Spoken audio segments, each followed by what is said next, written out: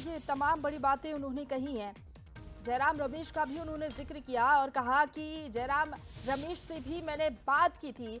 लेकिन देखिए तमाम आरोप लगाए जा रहे हैं। दीपक बैज क्या कुछ कह रहे हैं वो भी सुन लेते हैं।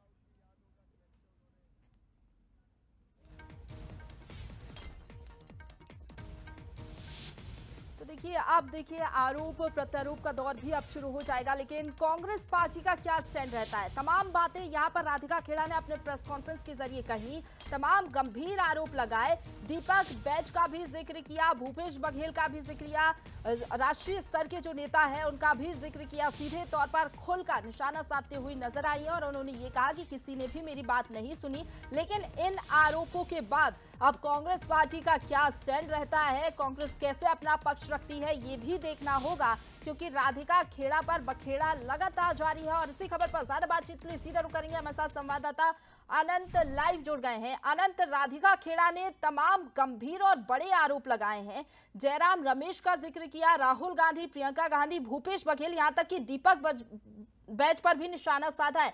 क्या लग रहा है ये मामला अभी यहां पर शांत होते हुए नजर नहीं आएगा और कांग्रेस का क्या स्टैंड हो सकता है इस पर? बिल्कुल, देखिए अब पूरे मामले को लेकर खुद पीसीसी चीफ दीपक बैज जो है वो अब प्रेस ब्रीफ कर रहे हैं।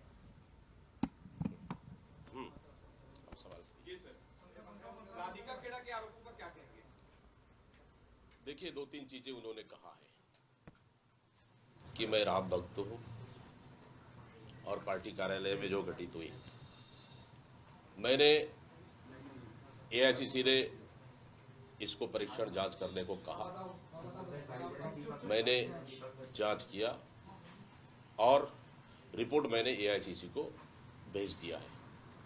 रही कांग्रेस कार्यालय की सुरक्षा की बात, कांग्रेस कार्यालय में आज भी आप देखेंगे, चाहे कंट्रोल रूम हो या फिर हमारा वॉर रूम हो, सभी जगह महिला कर्मचारियां आज भी काम कर रहे हैं और वो सुरक्षित हैं। कहीं कोई ऐसी स्थिति नहीं है। कांग्रेस कार्यालय में आज तक कभी इस तरह हुआ न कभी होगा। हाँ, दोनों के बीच में सुशील आनंद शुक्ला जी और दोनों के बीच में ये अभी से नहीं, बहुत लंबे समय से छोटी छोटी बातों को लेकर आपस में मतभेद थी दोनों के बीच में। लेकिन उस दिन थोड़ी सी कि पीसी अरेंजमेंट को लेकर, अपना अधिकार को लेकर कि ये मेरा अधिकार क्षेत्र है, मुझे करना चाहिए, थोड़ी सी बातों को लेकर बहस हुई। ये सच्चाई है और मैंने सभी रिपोर्ट एआईसीसी को मैंने भेज दिया है। हाँ, लेकिन अपनी व्यक्तिगत झगड़े को लेकर, घर के विवाद को लेकर अगर कोई कहे कि मैं राम मंदिर पूजा करने जाते हैं, अयोध्या जाते हैं, ये तो देश के सभी नागरिक जाते हैं। समय मिलेगा दीपक बैज भी जाएगा, नहीं जा पा रहा हूं तो घर से पूजा कर रहे हैं।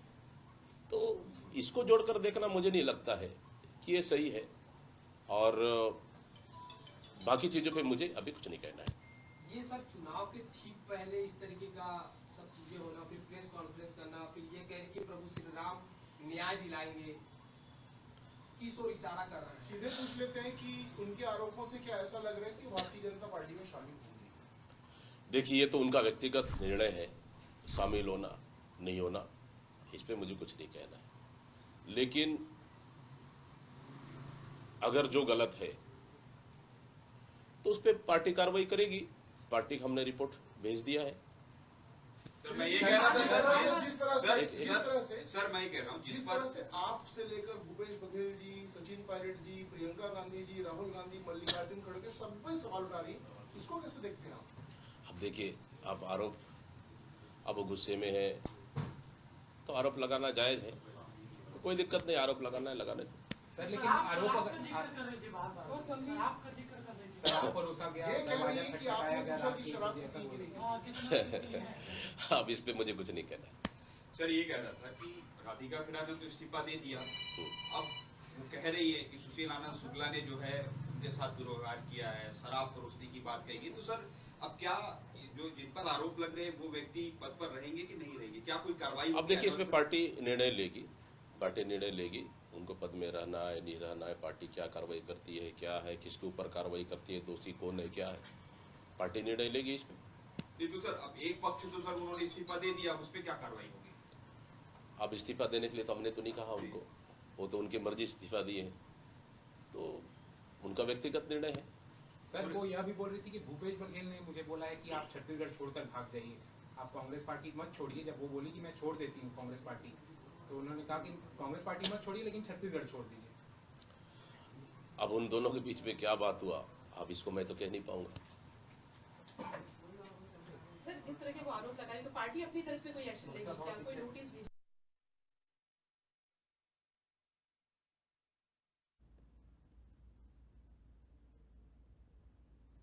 तो देखिए दीपक बैज को सुन रहे थे आप। तमाम आरोप राधिका खेड़ा ने लगाए, उसके बाद दीपक बैज यही कहते हुए नजर आए कि आरोप लगाए गए हैं लेकिन रिपोर्ट एआईसीसी को भेज दी गई है, उसके बाद ही अब आगे कार्रवाई होगी।